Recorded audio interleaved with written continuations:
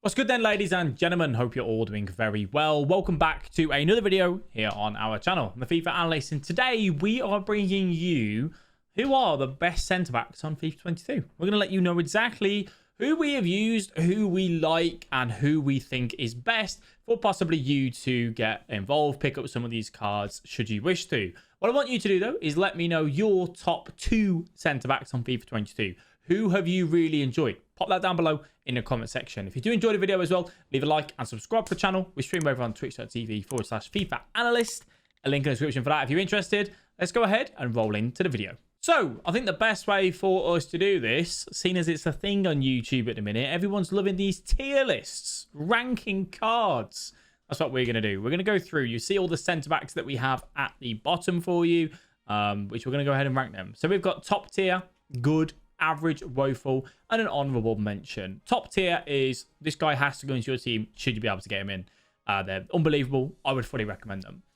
Good is, yeah, they're very, they're good card. There's someone that I'd use should I need to for chemistry links and so on, and pop them into there. Average is, I really don't want to use this guy. Like, he's good enough to use. He's okay, but we're only using him for a little bit of a filler at the minute. And then, in a couple of weeks when we can change him, we'll go and do that. Woeful is stay away from this card at all costs. Someone that I just don't really enjoy on that side of things. Honourable mention is someone that's like, they're okay. Like, I think they're good. They perform better than maybe I thought, but I probably wouldn't go out my way to really force them into my team or, recommend them, so to speak. So let's go ahead and jump into it. Remember, this is my opinion. A bit like an arse. I have one, you have one. Some are a bit stinkier than others. Okay? So just remember that. We're going to start off with Team of the Week, Alaba, the 86 rated card. Overall, I think Alaba's quite decent, to be honest. I think he's good on the ball. I think he's okay in the pace, in the foot race. Physical stats lack a little bit, but defensively pretty decent. Obviously, he's a little bit small as well, which is one thing to take into account. I wouldn't necessarily class him as like top tier. And this is kind of one where I think good, average. He's like, I'd use him if I needed to, but I certainly wouldn't go out my way to get him into the team. And I know a few of you got one to watch Alaba, untradeable. I'd pop him into the average section. That's how I would line him on there. He's usable. He's okay. But if you're coming up against Mbappe's, Ronaldo's, he can struggle a little bit against those sort of players. And especially someone that's maybe a little bit more on the physical side of things. Moving on to our next one, Cordoba, the 87 rated hero item from Serie A that got added in this year. He is very small. He's a small guy. But he's got good jumping and he's got passion. He fights for the badge. I can tell you that. He is absolutely an incredible card. 86 pace and 90 defending. If you are in Serie A and you need a centre-back, this guy's your man. He is incredible. I absolutely love using him. He makes my top tier. The only downside to this card is the lack of height. But other than that, he's phenomenal. I really, really rate him. Honestly, he's there everywhere. Blocks, defensively, he's incredible. Just an incredible card. So go ahead and pick him up if you can get him into your team, because honestly, you will not regret it. Dante. This is a card that got released, and a lot of the community were a little bit unsure on it. They were like, "Oh, just get Kimpembe and Marquinhos." I did this card, and I rate him highly. He's very good, believe it or not, in the air. He scored a lot of goals for me from that corner technique that we shared last week. And he's just solid, man. I think if he had more pace, he would be in more people's team. I think the only downside to this card is that maybe the longevity. I don't know how long he's going to last. But defensively, he's incredible. Shadow on him, a shadow chemistry style. And you will, honestly, if you did this card and you're not using him, find a way to get him into your team if you can, because he's fantastic. He is going to make top tier for me, believe it or not, because I rate him that highly. He is so good. I really, really think he was a bargain to pick up. Well, not a bargain. He was fairly expensive for what he is, I suppose, when you had Marquinhos and Kimpembe available, but still good nonetheless. I'm going to move on to Ligt in the next one. I'm probably going to be quite harsh here. Ligt is very tall, and he's obviously not nimble. He hasn't got the agility. Defensively, this guy's good, but I really feel like he's just not all that. I think Serie A, when I look at, the likes of Cordoba, I'd rather have him over this Ligt. Now, obviously, I know this Ligt was an SBC, so some of you may not have him anyway. I used him in my team because I had to, but I wanted to get him out when I could. He actually goes into my woeful category. Defensively, he's good. Physically, he's good. I really hate the lack of pace. I really hate the lack of agility, and balance to turn. I think this year he gets punished when you've got someone next to him who is a little bit more nimble, you can kind of get away with him, but he is someone that I would avoid using if I could. Diop. I've used this Diop card, and I actually think he's okay for what he is, to be fair. I don't think he's that bad. Is he the best options in the Premier League? No, but I think he goes into my honourable mention. If you need to get him into your team, if you need a cheap centre-back from the Premier League, maybe look at him as an option to go for you. He works, he's not that expensive, and he's got the potential to upgrade as well. So I pop him into my honourable mention because he is usable, he is good. Maybe he's just the one that you use while you're waiting to go pick up a Varane or a rule breaker, Rudiger or something like that. Joe Gomez. Joe Gomez is, at this point of the game, you know, starting to go behind the power curve ever so slightly. I'm going to put him in my honourable mention category purely because I think if you just picked up the game and you're watching this video and you're new to FIFA, he's someone that you can use and he's okay. Would I put him in my team now? No. Would I recommend anyone putting him in their team if they've got a bit of a budget? No. If someone's really cheap on coins and running an RTG and hasn't got much coins to kind of pick from, then yes, he is certainly viable for you. Gosens left mid card. Everyone's sat here waiting for this moment going, how on earth is he on this list? He's a left mid analyst. I know he is, but play him at centre-back and he is broken. Trust me, he's incredible. I really, really like him. He goes in my good tier. I'm using him at centre-back at the minute myself on my RTG in the elite division. And he just works. Yes, fullbacks at centre, players out of position at centre back got a nerf this year. It's not that big as EA made it out to be. On the beta, it felt heavy, and hands up, I said on the beta it was terrible. Since on the game and I've tried it, it hasn't been that big of a deal. I wouldn't recommend playing two players at centre back who aren't out and out centre backs. I would definitely make sure you've got one proper centre back next to someone like Gosens or Carl Walker, for example. Kimpembe, where does Kimpembe go? Kimpembe to me is absolutely a pain to deal with. He makes my top tier for gold cards, you know, for gold centre backs. This is. I haven't put icons in here, by the way, because I just feel like they're a little bit out of the price bracket for, you know, 99% of us right now. So yes, your Maldinis, yes, your Laurent Blancs, yes, your Desailly's are good, your Rio Ferdinands. We all know that. I just don't see the point in kind of reviewing them. Kimpembe is a great centre back in League One, works really well, great links. He's quick, he's strong, he gets there, he just does what he needs to do. He can last for the next few months comfortably. This guy is just so good in the areas that he needs to be.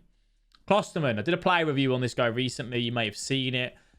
I just think he was meh, really. In comparison to someone like Kimpembe, I think Kimpembe's better. Klostermann just didn't seem to be great at turning in the jockeying department. He started to grow as I started to use him more often, and he was stronger in the tackles. I'd put him in my good tier. I'd put him alongside like him and Gosens at centre back work really, really well together. You can put them two together should you wish to, and they will be an absolute unit. Coulibaly. At the time when this came out, this Coulibaly SBC was great, and I think a lot of people, you know, were kind of thinking it. Like, you get the upgrade obviously on his gold card by 1. He wasn't too expensive. If you were in Serie A, he works. I don't know why he's got an English flag, by the way. Ignore that. And he was okay. Like, I put him in my average. Like, I think I prefer him over Alaba. The reason why I prefer him over Ligt is because he's quicker and just he's there. He's very tall as well, similar to Ligt. He's a nuisance to kind of get past. He can be quite easy to turn inside the box, but as a whole, he throws himself about. He's in the right position at the right time. If you want to use the gold card as well, you can use the gold card at the minute and he will certainly do a job. Kounde. I'm trying to lower my expectations here and remember, you know, people that maybe don't have a massive budget right now. Kounde would make my average category purely because he's 5'11". I think he's quite small, but he's got good pace. So to be fair, I suppose honourable mention's probably about right, actually, sorry. He's similar to Joe Gomez. He's on the cheaper side of things. He does a job. I wouldn't use him now, but I was in my RTG. Him and Alaba I used for ages, actually. Yes, they were a little bit small, but they did a job and they were quite effective. Just honourable mention, I think, for him. You know, he does kind of work. Moving on to Skriniar, I'd pop him in my average category as well, along with Coulibaly, along with Alaba.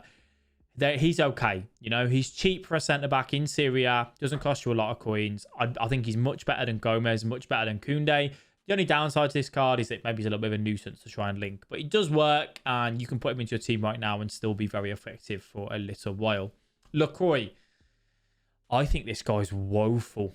I think the only thing that this guy has going for him is that he's quick and he can do a dance on TikTok. That's about it. I don't like him. yes, his pace is great, but his physical stats, his actual defending, his actual ability to pass the ball in turn is terrible.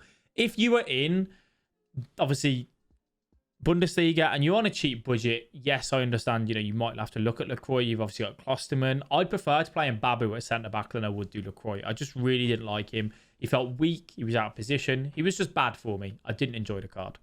Marquinhos. This is his gold card and his 89 card that I'm going to be talking about. And he makes the top tier. Phenomenal centre-back. His gold card and this road to the knockout one. They are both incredible. I'd highly recommend, if you can get Donnarumma, Marquinhos and Kimpembe, that is a trio sorted for the next foreseeable future. Like, they can last you until team of the year at least. They're phenomenal. Absolutely phenomenal. Marquinhos works really well. 83 pace on that card with 91 defending. Chuck a shadow on it if you wish to. Takes it obviously even more. An anchor could work as well. Ramos, I think is pretty bad this year actually. He will go into my woeful category. And I say this, I normally love Ramos's cards. He doesn't really have the out-and-out pace. He's got very well-rounded stats. But because of his aggression, when he doesn't have the out-and-out pace to back it up, he just gets caught out of position quite frequently. And you're just going to be in for a bad time. So if you can avoid using Ramos, I would advise to. You're better off picking up Kimpembe and Marquinhos rather than Marquinhos and Ramos. All right. Rudiger, where do I rate him? I think Rudiger's phenomenal. I think he's better than Varane, believe it or not. It's just a great card. The rule breaker that got released with 84 pace, 87 defending, 8 on physical. You can go an anchor or you can go a shadow, depending on what you want. He throws himself into the tackles. He blocks. He heads. He does everything you need him to do. He's got great, I think it's acceleration. One of them's higher. I can't remember which one. But he just, really does get going. It might be a sprint speed, actually. But he does get going. He's really good in that sense. And one of my best centre-backs that I've used on this game, actually, this year. I think he's great. I think you guys should pick him up if you run a Premier League team. And I don't know why it's shown as French for him. He's German as well. But he's great. He's just, honestly just so good. In comparison to Klostermann, you could run him and Klostermann together. He is much better than Klostermann, though. So do take that into account as well. Tapsoba. I think Tapsoba is decent. I'd pop him in the average category here. I didn't prefer him over Klostermann. I thought Klostermann was a much better card. But he is certainly something that you can use. If you're on a cheaper end of the scale, again, over in the Bundesliga, why is it showing him as Spanish? He's not Spanish. Some of these are terribly wrong. Either way, it doesn't matter, does it? It's all the same. Tapsoba is a good card. You can use him. He wouldn't be one that I'd really go out my way to get into my team again, but he's viable and something that, you know, you guys could possibly look up for. Tomori. This is his 82 rated card, actually. This hasn't updated, but he has got an 82 rated card. I put him in the average section. He's obviously got his 82 one to watch. I think he's okay. I think he's all right. I think the reason why I don't like Tomori, he's quite lean. He seems to get shrugged off the ball a little bit too easily for me. But he's got pace and he's got good defensive stats as well. Passing a little bit on the low side. But over in the Serie A, if you want to go like him and Skriniar, you could do. They've both got obviously very good pace to keep up with the defenders. And will certainly do the job for you. The Umtiti SBC that got released. I don't know, man. I'd put him in between average and woeful. Like, I take into account price, take into account the league. He wasn't, I don't think he was woeful, but I don't think he was average. He kind of sits in between for me, to be fair. He just wasn't all that. He was good at the time that he came out, but he lost the power curve very quickly and had to come out of people's teams. Upamecano, where do I put him? I actually put him in the good category. I used his gold card for a very long time. I think with his links as well, he's got great pace, good defensive stats, okay physical stats, and he's just a very well-rounded card, a very well-rounded centre-back. I much prefer him over Lacroix, for example. I was using the gold card over Lacroix because Upamecano was just so much better. Definitely a card I'd recommend. Van Dijk. I'm actually just going to give him an honourable mention. He's great if you rely on AI defending. He blocks, he makes good tackles, but his pace, his agility and balance this year, it just feels so bad. He gets turned inside out. It's very easy for someone to look for a through ball and get past this Van Dijk. Personal preference, he isn't for me. I'm an aggressive defender. If you sit deep and you have someone quick next to him, you will like Van Dijk. If you run a high line and you like to be aggressive, Van Dijk isn't the man for you, especially not with Varane and not with Rudiger. Talking about Varane, I actually put Varane just in the good category. I think Rudiger's better than him. I do like Varane. I think he is a good card. I just rate Rudiger higher than him. So that's why I put him in the good category. Kimpembe, the reason why Kimpembe goes top tier over someone like Varane, by the way, is purely cost. Kimpembe's cheaper. If Kimpembe was the same price as Varane, then obviously he'd jot down. But when I look at Varane and Kimpembe, Kimpembe in value for coins outperforms Varane for me. If I had more money, then I would get Varane over Kimpembe. Hope that makes sense. But Varane, for the cost that he is, to me, isn't worth it. He's good. I like him. He just doesn't make my top tier. And then Kyle Walker at centre-back, are going good as well. He's got pace. He's got good defensive stats. He's got good physical stats. He's really hard to get past, and he certainly works for us. Again, ignoring the fullback at centre-back, he definitely is someone that you can use should you wish to. So that's kind of a roundup of the tier list. If I've missed any cards, I do apologise, but you let me know if there is and pop them down below in the comment section. Let me know how you rank them. And what do you think? Do you like it? Do you agree? What do you disagree with? And again, remember, it's all my opinion. But I hope this helps for someone that may be looking, for my input on some cards that they can pick up and possibly put into their team when they are designing them. If you guys did enjoy, do leave a like and subscribe to the channel. Thank you all very much for watching. I do appreciate it. I'll catch you in the next video. Bye-bye.